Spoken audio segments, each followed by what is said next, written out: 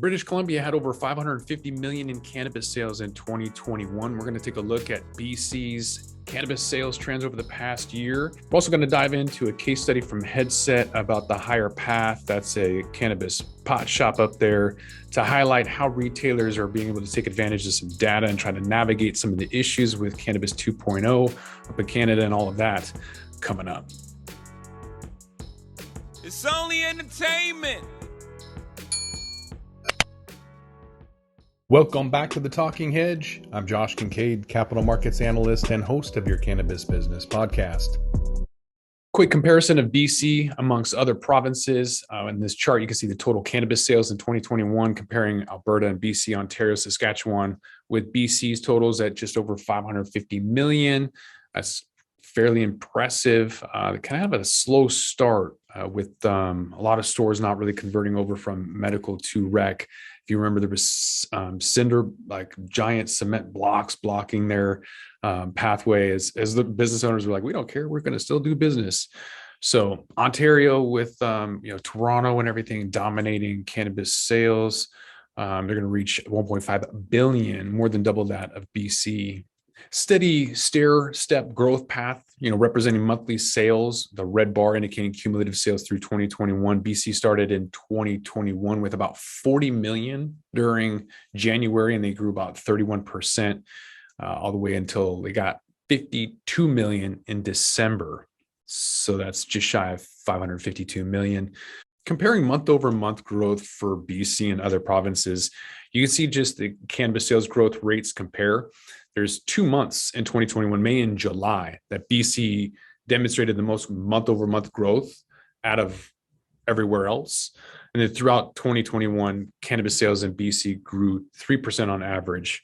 Ontario grew faster with an average monthly increase of 5.9%, but a lot of those stores probably didn't wait to become emerged into the regulated marketplace. Like I mentioned with BC, there was a noticeable delay of some regulated stores converting over. Looking at category share, what's selling in BC, biggest difference are in pre-rolls, vape pens. So in BC, they got the largest share of pre-rolls, it's 24%, and the lowest category of vape pens, 14%.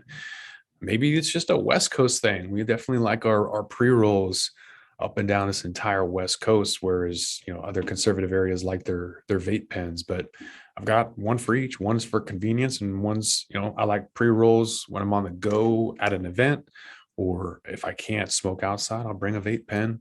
But flower is my preference. Canada has some interesting issues. So the Cannabis Act has some promotional limitations. That's including prohibiting inducements of loyalty programs. So that's making it challenging for some of these retailers to leverage traditional marketing tactics and kind of try to set themselves up apart from the competition. We're going to take a look and see what Higher Path was able to do as an example, kind of utilizing data when you don't have traditional avenues. Social media kind of cancels a lot of companies, definitely has some censorship, and that's nothing new in this industry. You weren't able to advertise on billboards for a long time, still can't have stuff on a bus.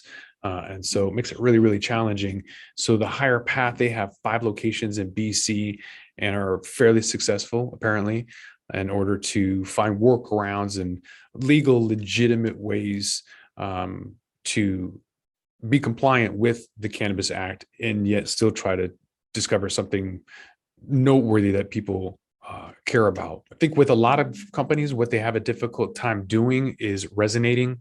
And Cookies is a brand that's been able to do that. A lot of other people haven't been able to have a meaningful relationship. It comes with the bud tender. So when that bud tender leaves, then there's no more real loyalty. So that's like same thing with brand partnerships and trying to create promotional activities. All of those things are challenging to do. And then once you don't have that relationship around it, it makes it even more difficult to kind of keep that engine going. When you don't have a lot of avenues and you don't have a lot of financing, it's important to know exactly what your ROI is for any campaign. So there's an impact analysis dashboard that can identify your campaign and what's actually coming into the store and be able to identify sales lifts for each of those brands or campaigns that you're doing.